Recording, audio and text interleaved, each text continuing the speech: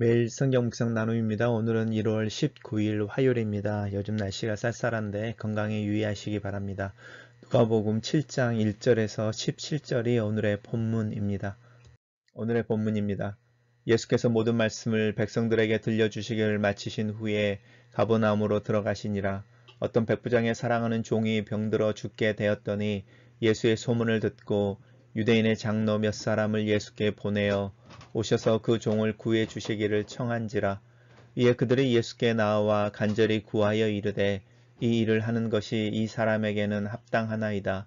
그가 우리 민족을 사랑하고 또한 우리를 위하여 회당을 지었나이다 하니 예수께서 함께 가실새 이에 그 집이 멀지 아니하여 백부장이 벗들을 보내어 이르되 주여 수고하지 마옵소서. 내 집에 들어오심을 내가 감당하지 못하겠나이다. 그러므로 내가 주께 나아가기도 감당하지 못할 줄을 알았나이다. 말씀만 하사 내 하인을 낫게 하소서. 나도 남의 수하에 든 사람이요 내 아래에도 병사가 있으니 이더러 가라 하면 가고 저더러 오라 하면 오고 내 종더러 이것을 하면 하라 하면 하나이다. 예수께서 들으시고 그를 놀랍게 여겨 돌이키사 따르는 무리에게 이르시되 내가 너희에게 이르노니 이스라엘 중에서도 이만한 믿음은 만나보지 못하였노라 하시더라. 보내었던 사람들이 집으로 돌아가 보매 종이 이미 나아 있었더라. 그 후에 예수께서 나인이라는 성으로 가실새 제자와 많은 무리가 동행하더니 성문에 가까이 이르실 때에 사람들이 한 죽은 자를 메고 나오니 이는 한 어머니의 독자요 그의 어머니는 과부라. 그 성에 많은 사람들도 그와 함께 나오거늘 주께서 과부를 보시고 불쌍히 여기사 울지 말라 하시고 가까이 가서 그 관에 손을 대시니 맨 자들이 서는지라. 예수께서 이르시되 청년아 내가 내게 말하노니 일어나라 하시매 죽었던 자가 일어나 앉고 말도 하거늘 예수께서 그를 어머니에게 주시니 모든 사람이 두려워하며 하나님께 영광을 돌려 이르되 큰 선지자가 우리 가운데 일어나셨다 하고 또 하나님께서 자기 백성을 돌보셨다 하더라. 예수에 대한 이 소문이 온 유대와 사방에 두루 퍼지니라. 오늘의 본문은 두 개의 단락으로 나눠져 있습니다. 단락별로 살펴보겠습니다. 첫 번째 단락은 예수께서 모든 말씀을 백성들에게 들려주시기를 마친 후에 라고 시작하고 있는데 이 모든 말씀이라고 하는 것은 우리가 토요일 주일 또 어제까지 묵상했던 예수님께서 12제자를 택하신 후에 평지에 서셔서 당신 앞에 나오는 제자들에게 가르치셨던 말씀입니다. 마태복음에 비교한다면 산상수훈이라고 이야기할 수 있고 실제로 산상수훈의 맨 끝과 예수님이 가르치시는 가르치심의 맨 마지막 말이 사실은 동일합니다. 내 말을 듣고 행하는 자라야 라고 하는 부분입니다. 나더러 주여 주여 하는 자가 중요한 문제가 아니고 내 말을 듣고 행하는 자들이 온전한 믿음을 가진 자들이고 나의 제자이다 라고 말씀하시는 부분이고 또 그것을 반석 위에 지은 집이라고 비유하시는 가르침이 어제 본문에 있었습니다. 그 후에 가버나움으로 들어가셨습니다. 가버나움은 우리가 잘 알고 있는 것처럼 갈릴리 호수 근처에 있는 갈릴리 호수에 있는 대표적인 도시로서 예수님께서 갈릴리 사역을 하실 때에 이 가버나움 회당에서 습관처럼 들어가셔서 가르치시고 또 우리가 봤던 오른손이 마른 자를 고치셨던 것도 이 가버나움이었습니다. 가버나움에 들어가는데 어떤 백부장이 사랑하는 종이 병들어 죽게 되었는데 예수에 대한 소문을 듣고 유대인의 장로 몇 사람을 보내어 그 종 낫기를 구했다 이렇게 말하는데 이 유대인 몇 장로 몇 사람이 예수께 나와서 이 백부장을 대신하여 간절히 구하는 부분을 볼 수 있습니다. 진심으로 이 백부장의 요청에 대해서 예수님에게 이야기하고 있는 것이죠. 이것이 어쩌면 지붕을 뜯어내서 중풍병자를 예수님 앞에 내렸던 그 친구들의 믿음이라고 하는 그 믿음과 이 유대인 장로 몇 사람이 예수님에게 나와서 간청하는 그 간청 안에 진실이라고 하는 부분이 담겨져 있습니다. 그러면서 이야기하기를 이 사람의 이 일을 하는 것이 종을 고쳐주는 것이 이 사람에게는 합당합니다 라고 말하면서 여기에 이제 왜냐하면 이라는 단어가 빠져 있습니다. 왜냐하면 그 사람이 우리 민족을 사랑하고 라고 말하는 것 속에 이 백부장이 이방인이라는 것을 우리가 자연스럽게 알 수 있죠. 그리고 우리를 위해 회당을 지었습니다 라고 말합니다. 그러니까 결국 백부장은 유대인이 아니고 외인이라고 말하는 외국 용병들로 구성되어져 있는 군대의 100명의 책임자이고 이 사람 또한 이방인인 것을 알 수 있는데 굉장히 유대 친화적이고 또 유대교나 유대 전통에 대해서 이렇게 긍정하고 호의를 보이고 있는 사람이었습니다. 예수님께서 함께 가실 때에 라고 말하고 계시는데 이제 예수님께서 그 이야기를 듣고 백부장의 집으로 가는 거죠. 그 종을 고쳐주려고. 그런데 갑자기 백부장이 벗들을 보내어 이제 이야기하기를 주여 수고하지 마옵소서라고 말하면서 예수님에 대한 표현이 극존칭으로 쓰여지고 있습니다. 예수님을 부르면서 이제 수고하지 마십시오라고 말하면서 내 집에 들어오심을 감당하지 못하겠고 나도 주님 앞에 나아가는 것을 감당하지 못할 줄 알았습니다. 이렇게 말하는데 왜 백부장이 맨 처음에는 오셔서 종을 고쳐주십시오라고 말하고 나중에는 주님이 오시는 것을 감당하지 못하겠습니다. 또 내가 주님 앞에 설 수 없습니다라고 마음이 바뀌었는지에 대해서는 잘 알 수 없는데 어쩌면 이방인과 유대인이라고 하는 부분들 속에서 이 백부장이 그 유대인인 예수님이 자기의 집에 와서 또 자기와 이야기하는 중에 예수님에게 불편한 오해나 또 여러 가지 꼬투리가 생기는 것, 잡히는 것에 대해서 염려했을 수도 있습니다. 근데 그 부분이 사실은 더 중요한 부분이 아니고 오늘 본문에서 이야기하고 싶어하는 핵심은 이 백부장이 가지고 있는 예수님에 대한 이해인데 특별히 예수님의 능력에 대한 이해이기도 하지만 예수님의 권위에 대한 이야기를 하고 있습니다. 그래서 왜 모든 말씀을 백성들에게 들려주기를 마치신 후에라는 말과 예수님의 권위하고 연관되어지면서 이 백부장의 이야기가 나오고 있는지를 문맥의 흐름을 한번 살펴보십시오. 내 말을 듣는 자 그리고 듣고 행하는 자가 온전한 믿음을 가진 자며 나의 제자라고 말을 했을 때에 그 말을 듣고 행한다라고 말하는 게 예수 그리스도의 권위를 인정한다는 뜻이죠. 그래서 권위를 인정한다는 것은 내 위에 있는 사람이 나에게 이것을 언제까지 어떻게 해라고 오더라는 표현은 그렇지만 명령이 올 때에 그것을 그대로 이렇게 따라서 그 정해진 시간에 정해진 방법으로 그 일을 해내는 것이 권위를 인정하고 권위를 순응하는 사람의 가장 기본적인 태도인 것이죠. 그 이야기를 이 백부장의 입을 통해서 이야기하고 있습니다. 나도 남의 수하에 든 사람입니다. 내 위에 사람이 있고 그 상관이 있는 거죠. 내 아래에 병사가 있습니다. 이게 이제 우리가 가지고 있는 기본적인 어떤 개선 구조라고 말하는 권위의 기본 구조이죠. 내 위에 권위가 있고 내 아래 내 말을 듣는 사람이 있고 그래서 내가 가라 하면 가고 오라 하면 오고 내 종들을 통해서 이것을 명령하면 합니다 라고 말하는 거죠. 그게 권위라는 거죠. 예수님께서도 권위를 가지고 계셔서 말씀하시면 그것이 이루어집니다. 그리고 그것을 따르게 될 것입니다. 라고 말하는 부분인 거죠. 그러니까 자연스럽게 백부장의 믿음을 통해서 모든 말씀을 백성들에게 들려주셨을 때에 이제 나오는 이야기가 행함에 대한 이야기인데 이 행함에 대한 이야기는 예수님에 대한 나의 가장 기본적인 태도를 사실은 드러내고 있는 부분이죠. 예수님의 권위에 대해서 우리는 이 부분에 대해서 잘 생각하지 않는 것 같긴 한데 이 백부장이 그 권위의 문제에 있어서 정확하게 들려줍니다.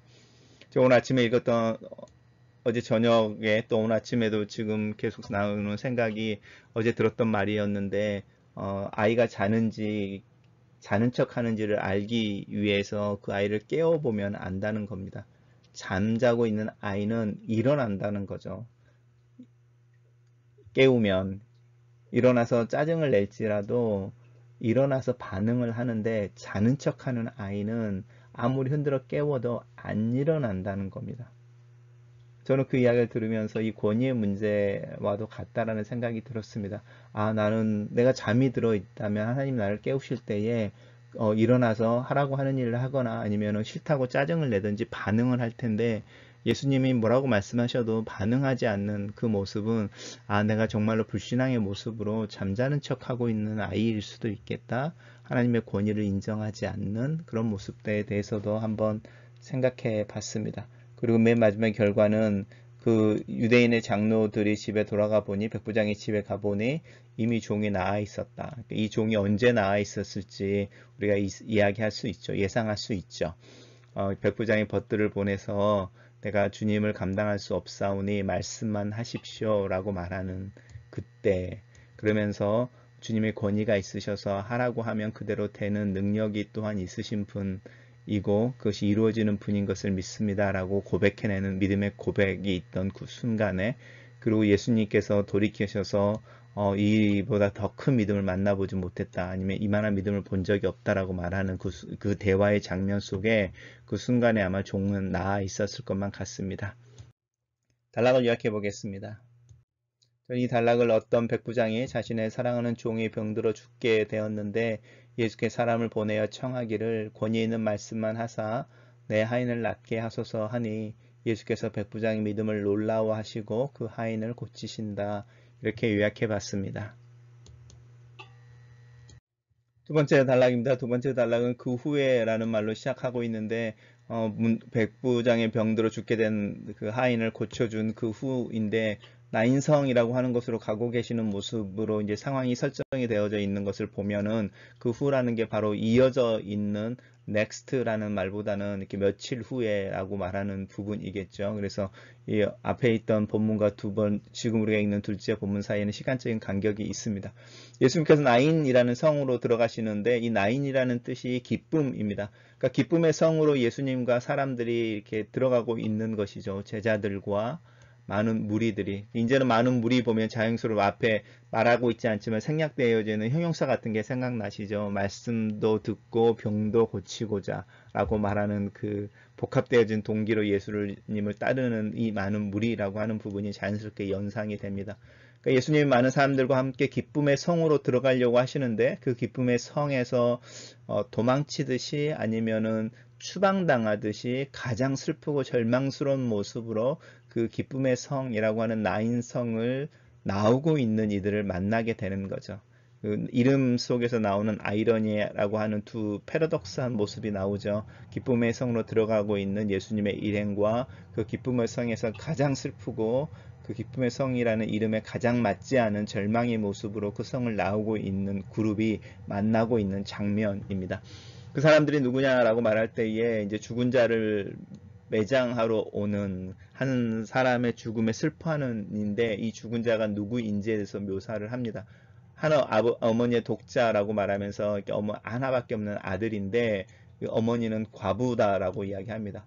과부라고 하는 것은 과부와 나그네라고 이야기할 때 이제 성경의 세계 속에서 그 시대의 가장 약한 사람들인 거죠. 연약한 사람들 이야기할 때 과부와 나그네. 그래서 이 나그네는 우리가 요즘 말하는 난민이라고 생각하시면 됩니다. 여행객들이 아니고. 그래서 이 과부라고 하는 사람과 나그네가 그 시대 속에서 가장 약하고 힘이 없는 사람일 때, 이 가장 힘이 없는 사람, 자기를 돌봐줄 사람이 없는 대표적인 부분인데 그 과부와 이제 고아들이라고 하는 부분들이 이제 같이 연결돼서 페어로 나오고 나그네가 들어오게 되는데, 이 과부에게 아들이 하나 있었는데 그 아들이 이제 죽어버렸으니까 이 어머니에게는 정말로 절망인 거죠.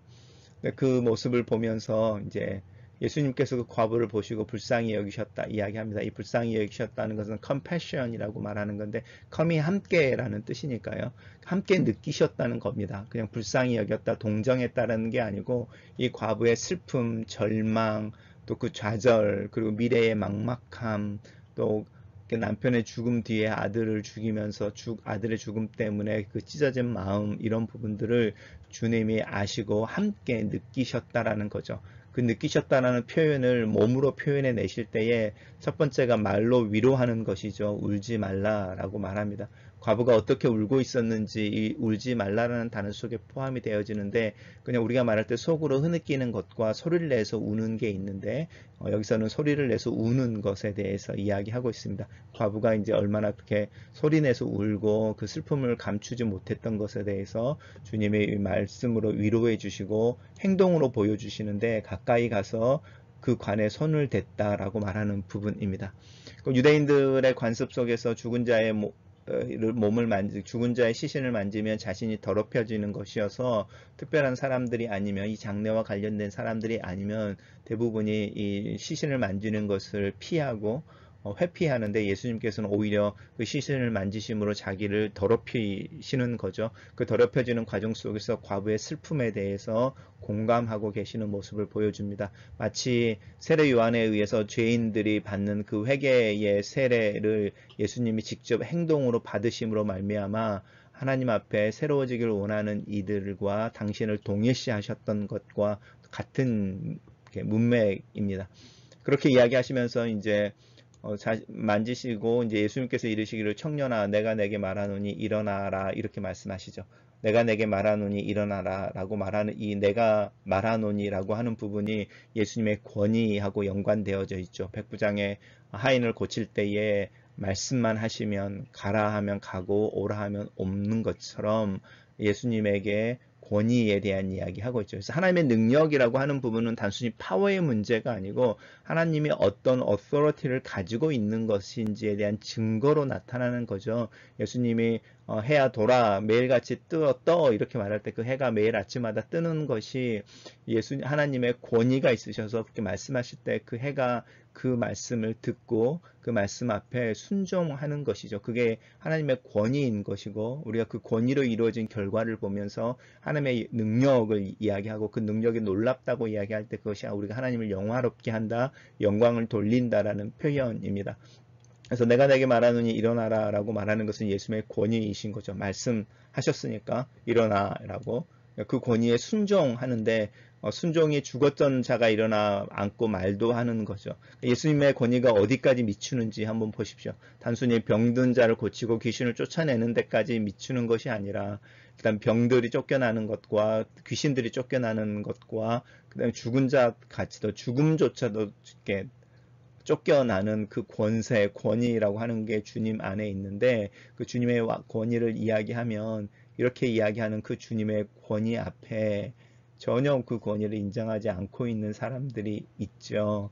사실은 그 사람들이 우리가 첫 번째 단락에서 이 모든 말씀을 가르치신 후에라고 말하는 그 말씀을 듣는 사람들이죠. 그리고 이 시대에 그 말씀을 듣고 그 말씀대로 행하지 않는 사람들은 사실은 이 아침에 이 말씀을 읽고 있는 우리들 또 저의 모습이죠. 큰 선지자가 나타났다라고 말하는 부분 속에서 이 큰 선지자는 우리가 쉽게 뭐 엘리야나 또 모세라고 이야기하는 구약의 대표적인 선지자를 이야기할 수 있는데 흥미로운 것은 우리가 잘 알고 있는 엘리사라는 선지자를 기억하실 텐데 엘리사가 나아만이라고 하는 이방인 장군의 문둥병을 고쳐주는 일이 있었는데 그게 백부장의 하인을 고쳐주는 것과 약간 유사하고 또 과부의 아들을 고치는 이야기가 있는데 죽음에서 고치는 이야기가 있는데 그 이야기도 사실은 예수님의 이야기와 이렇게 구약의 어떤 내용과 이렇게 연결되어져 있는 듯한 모습 속에서 큰 선지자라고 말하는 예수님의 이제 소문이 돌아가는데 그런 엘리사 같은 큰 선지자 이렇게 소문이 돌았을 가능성이 있습니다. 그러면서 백성들을 고백해내는 것이죠. 하나님이 자기 백성을 돌보셨다. 이 자기 백성은 과부와 고아, 나그네라고 하는 사람들입니다. 이 말 속에서는 예수님께서 말씀하셨던 것처럼 가난한 자, 줄인 자, 울는 자들에게 하나님의 복에 대한 이야기를 하시는 그것과 연관되어지는 팔복의 어떤 표현과 같죠. 그리고 이제 예수님의 소문이 퍼져가는 것으로 문장에 마무리하고 있습니다. 단락을 요약해 보겠습니다. 저는 이 단락을 하나뿐인 아들의 장사를 지내는 나인성 과부의 슬픔에 예수께서 공감하시고 그의 죽은 아들을 살리신다. 사람들이 그 일로 놀라고 예수는 큰 선지자라는 소문이 사방으로 퍼진다. 이렇게 요약해 봤습니다. 첫 번째 묵상 포인트입니다. 가브나움의 백부장은 이방인으로서 유대인들을 환대하고 그들의 신앙과 전통을 존중하여 지역의 유대인들로부터 좋은 평판을 얻고 있었다. 이민자로 살면서 기도하는 기도의 제목 중에 하나가 인종과 언어, 신앙의 장벽을 넘어서 누군가에게 선한 이웃이 되고 또 내 주변에 있는 이들과 좋은 관계를 맺게 되는 것이다. 내가 먼저 그들의 다름을 인정하고 그들의 문화와 전통, 생각과 삶의 스타일을 인정하고 열린 태도로 배우고 또 그들에게 좋은 이웃이 되고 또 그들을 좋은 이웃으로 얻을 수 있는 축복을 위해서 기도한다.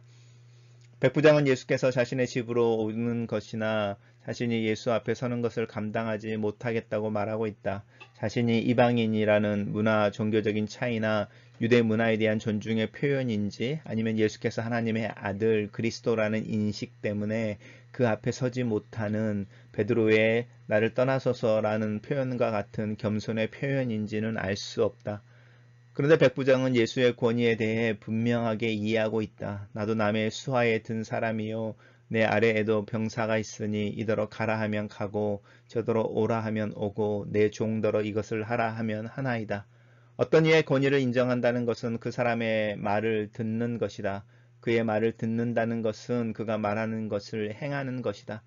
그런데 나는 예수 그리스도로 인하여 하나님의 권위를 인정하고 그리스도를 주님이라 부르면서도 그의 권위, 그의 말을 듣고 행하지 않는다. 나는 믿는다고 말하지만 내 믿음이 행동으로 나타나지는 않는다.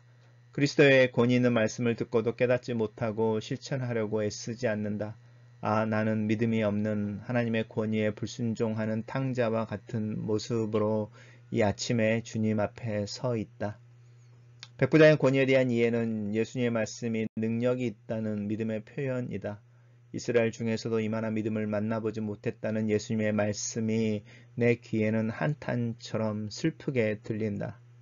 이 말씀이 오늘날에도 사실이라면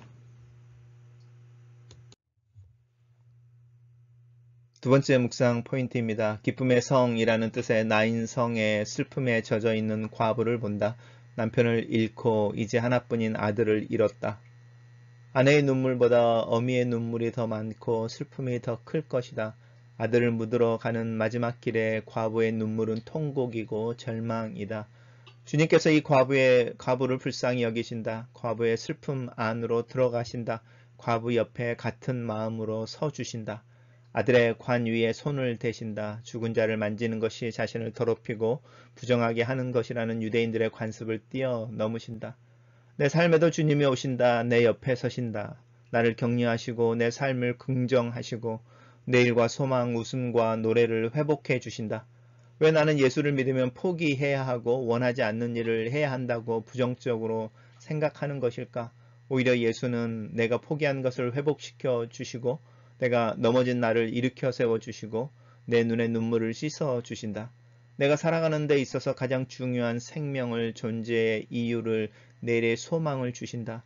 이 새 삶을 살기 위해 새로운 선물을 손에 쥐기 위해 내가 쥐고 있던 것을 놓는 것이 더 나은 것을 위한 선택인데 왜 나는 여전히 희생, 버림이라는 단어를 생각할까?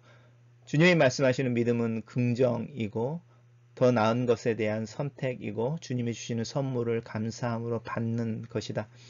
어쩌면 나는 관 안에 든 아들의 모습이 아닐까 싶다. 하나님의 슬픔이나 마음의 아픔을 느끼지 못하고 잠들어 있는 아들과 같다. 주님께서 내 위에 손을 얹으시고 나에게 일어나라 라고 다시 한번 말씀해 주시기를 기도한다. 주님의 고난과 죽음을 통해 나는 오히려 내 죽음에서 일어나기를 원한다. 하나님 앞에서 일어나 앉고 말도 하고 하나님의 권위에 순종하는 아들의 삶을 살기를 기도한다. 글로 쓰는 기도입니다. 엘리야를 통해 과부의 아들을 살리신 것처럼 엘리사를 통해 나만의 문둥병을 고치신 것처럼 하나님의 능력과 은혜가 예수 그리스도를 통해 나타나는 것을 봅니다. 내 아픔에 공감하실 뿐만 아니라 그 아픔에서 나를 건지시는 예수 그리스도의 은혜와 구원의 능력을 인하여 감사합니다. 나처럼 한 인간으로 이 땅 위를 걸으시며 혼자서만 겪어야 하는 삶의 무게를 감당하셨던 주님께서 내 마음을 아시고 나에게 회복의 영을 주시고 나로 하여금 다시 일어나 오늘을 살며 내일을 기대하게 하시니 그 은혜를 감사합니다. 이 주님의 나를 향한 사랑과 능력이 나를 통해 다른 이들에게도 흘러가기를 기도합니다. 이 아침에 백부장의 모습을 통해 권위에 대한 이야기를 배웁니다. 주님이 명령하시면 무엇이든지 그대로 이루어질 것이라는 믿음, 그 믿음을 봅니다. 나도 이 믿음을 갖고 있습니다, 주님. 그런데 내 믿음은 주님의 권위가 나를 위해 무엇인가를 이루시고 문제를 해결해 주시는 권위로만 이해하고 있었습니다. 내 삶이 주님의 권위 아래에 있어서 주님이 하라는 일을 하고 하지 말라 하는 것을 하지 않아야 된다는 것을 잊고 있었음을 고백합니다. 나의 지혜 없음과 우매함을 내가 진실로 내 삶에 주님의 권위 아래 내려놓고 있지 않았음을 고백합니다. 아 주님, 나의 이 믿음 없음을 용서하여 주시옵소서. 주님의 권위를 인정하지 못하는 내 삶을 죄로 인정하고 예수 그리스도 앞에 내 모습을 내려놓습니다. 나의 믿음을, 나의 마음을 새롭게 하시옵소서. 아들이신 예수 그리스도께서 아버지의 권위를 인정하시고 그분의 뜻을 따라 순종하시기를 죽기까지 하셨던 것처럼 나도 그 순종을 배우기를 원합니다. 주님의 권위를 인정합니다. 내 삶을 주님의 권위 아래 다시 내려놓습니다.